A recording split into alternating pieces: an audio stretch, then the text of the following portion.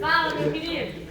Aí, galera tenso, cocada dormindo, roncando. Hoje uma meia suja na boca dele. Meia cueca. É, tá tenso.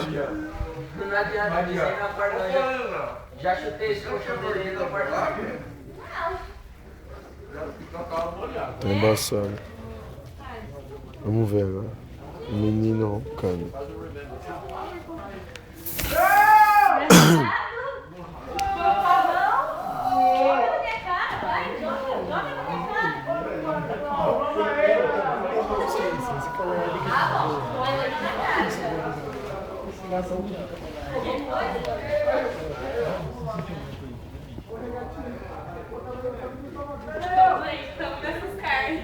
Parou agora. Curioso não?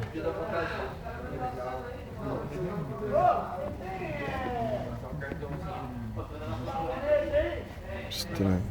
É, tá voltando.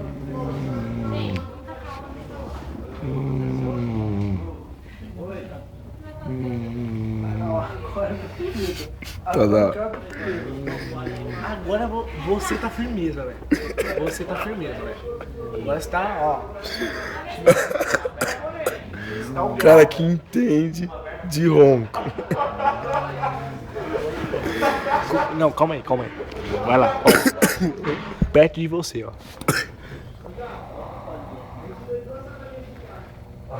Agora você não vai roncar, caralho. Ronca, porra. Vai, faz firmeza, velho. Mexi no colchão, você parou de roncar. Roncando por cima tá bom, velho. Na hora que ele começar a roncar, vai tá fudido. Na hora que você começar a roncar por baixo, você... Nossa, todo mundo tá fudido, velho. Não, mas tá de boa. Tá de bom tamanho, velho. Você me surpreendeu, velho. Isso é bom.